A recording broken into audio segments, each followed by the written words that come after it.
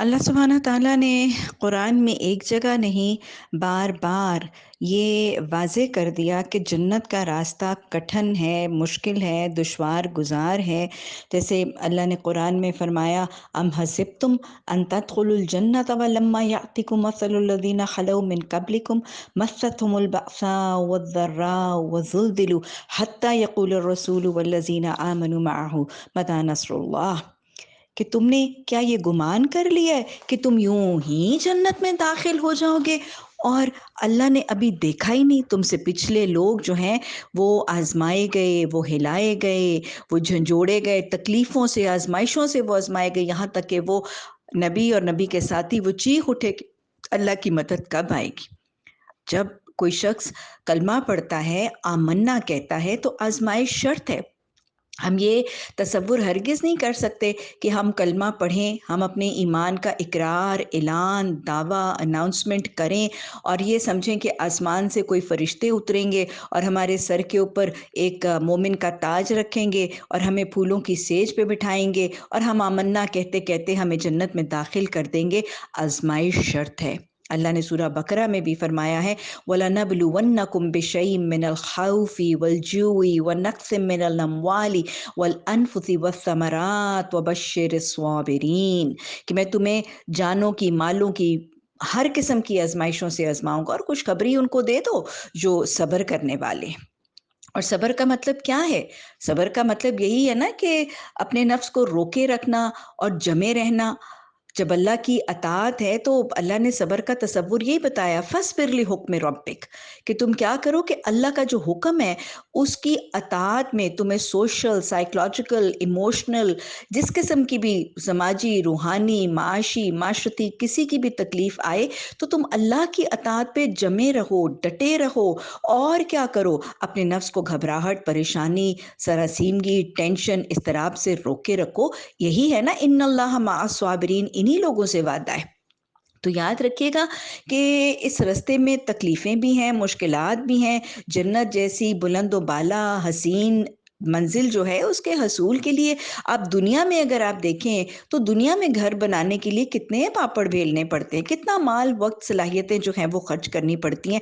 और इसी तरह हम देखें तो जन्नत का वो घर जो अबदी, जो लाजवाल, जिसका कोई मुकाबला ही नहीं है, एक ईंट सोने की, एक ईंट चांदी की, एक मोती सफ़ेद, एक याकूत, एक मरजान, जिसमें हर वक्त मुश्क की खुशबू। क्या ख्याल है, ये घर ऐसे ही बन जाएगा? और हम दुनिया की बुलंदियों पर चढ़ते हैं और दुनिया की चढ़ाइयों पर चढ़ते हैं तो सांस फूल जाता है, कदम और जिस्म थक जाते हैं। तो वो जो बुलंद व बाला इमारत, जन्नत की मंजिल तक पहुंचना, ये आसान नहीं है। वो जो कहा गया ना, ये कदम कदम बलाएं सवादे कुए जाना, वो यहीं से लौट जाएं जिन्हें जिंदगी हो प्यारी, ये रास्ता मुश्किल है। अंबिया ने आजमाइशें बर्दाश्त की, स्वालिहीन ने, सहाबा ने, उन लोगों ने तो जाने तक पेश कर दी। तो ये रास्ता आसान नहीं है। और इस रास्ते में जैसे अल्लाह कुरान में मोमिनाना शान बताता है, वला यखाफूना लौमता लाइम, कि किसी मलामत करने वाले की मलामत की फ़िक्र किए बग़ैर हमें इस रास्ते पर इस्तकामत से चलने की कोशिश भी करनी है और अल्लाह सुब्हाना ताला से दुआ और मदद भी मांगते रहना है। यही है ना, या मुक़ल्लिबुल क़ुलूबि सब्बित क़ल्बी अला दीनिक, या मुसर्रिफ़ुल क़ुलूबि सर्रिफ़ क़ल्बी अला तआतिक, या रब्बना सब्बित अक़दामना। तो ये दुआएं इसीलिए सिखाई गई हैं। रास्ता मुश्किल है, इसमें कोई शक और शुबा नहीं, लेकिन वो मंजिल, वो ठिकाना, वो इनाम बहुत खूबसूरत है। तो लिहाजा उस पर निगाहें मरकूज़ रख के हमें साबित कदमी से इस रास्ते पर चलना है। लेकिन बहर कैफ हमारे रिश्ते, हमारे नाते, हमारे इर्द गिर्द जो सोशल रिलेशनशिप्स हैं, उनको हमें हिकमत से, मोहब्बत से डील ज़रूर करना है। अपने अंदर खुश मिजाजी पैदा करनी है, तलखी पैदा नहीं करनी। लोगों की तनकीद की वजह से अगर हमारा रवैया तल्ख और हाश और बदमिजाजी का हो जाएगा तो फिर कड़वा कसैला बादाम तो सभी थूक देते हैं। हमें मीठा बादाम बनना है और हमें अपने इर्द गिर्द लोगों के लिए इतनी हमें खिदमत करनी है, अपने अखलाक को इतना खूबसूरत बनाना है, अपने मामलात में इतना हुस्न पैदा करना है कि हमारे इर्द गिर्द हमारे अजीज़ो अकारिब जो शायद हमारे कुरान पढ़ने से खाइफ भी हैं, बदगुमान भी हैं, परेशान भी हैं, एतराज़ात भी हैं, इल्ज़ामात भी हैं, वो हमारे कुरान पढ़ने के बाद हमारे अंदर एक इतना मुस्बित, ایک اتنا پازیٹیو، ایک اتنا خوبصورت رزلٹ دیکھیں کہ وہ خود ہی خود اس قرآن کی دعوت کی طرف مائل ہو جائیں۔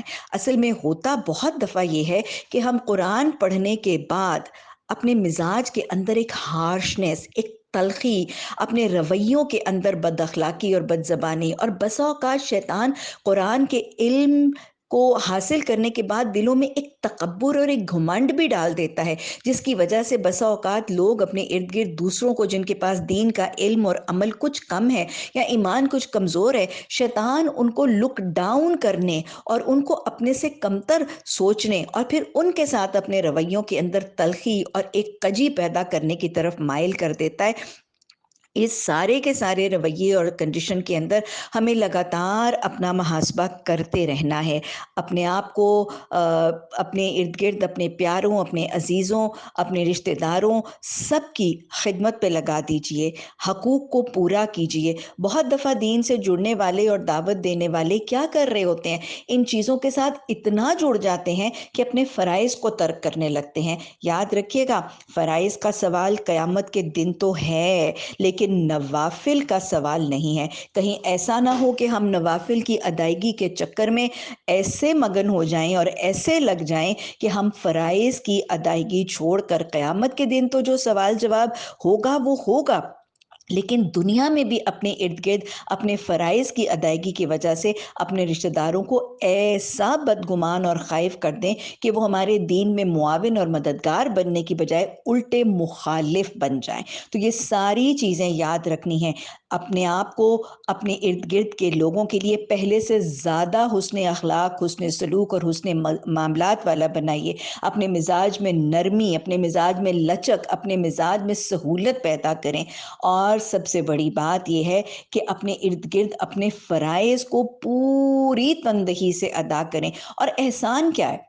احسان یہی ہے نا کہ ہمارے اخلاق، معاملات، عبادات میں حسن ہو، اور ہم اپنے ارد گرد اپنے رشتہ داروں کو ان کے حقوق سے زیادہ دیں، اپنے فرائض سے زیادہ دیں۔ یہ ہوگا ایک مومن جو ایک میٹھا بادام بن جائے گا، اور کڑوے قصیلے بادام کی طرح تھوکے جانے کی بجائے وہ وانٹڈ ہوگا، وہ محبوب ہوگا، وہ منظور نظر ہوگا۔ یاد رکھیے گا، برائیوں کو بھلائیوں سے دور کرنے کی تاکید اللہ نے قرآن میں مومنین کو اور متقین کو کی ہے، اور اللہ نے وعدہ فرمایا کہ عنقریب اگر تم برائی کو بھلائی سے دور کرو گے تو تم عنقریب دیکھو گے جو تمہارے جانی دشمن ہے وہ تمہارے جگری دوست بن جائیں گے۔ اور کیا خیال ہے، ایسا ہوا نہیں؟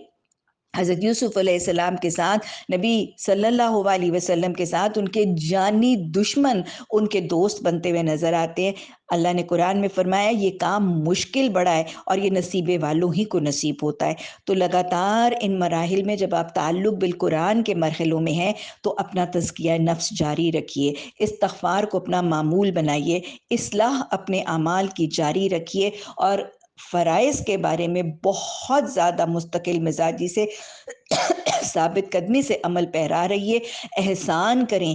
انشاءاللہ جب ہم کسی کی تنقید نہیں کریں گے، کسی کو نگیٹ نہیں کریں گے، کسی کا مذاق نہیں اڑائیں گے، تو پھر انشاءاللہ رویے ضرور بدلیں گے۔ لیکن اس میں ہمیں اپنے رویوں کی اصلاح کی بھی بہت ضرورت ہے۔ خاموشی چاہیے، صبر چاہیے، ان کے اعتراضات، ان کی نکتہ چینی، ان کی کرٹیسزمز اور ان کی دھمکیوں کو دل کو نہ لگائیں، پریشان نہ ہوں۔ ولا یخافون لومۃ لائم کر کے استقامت اور ثابت قدمی سے جمے رہیے۔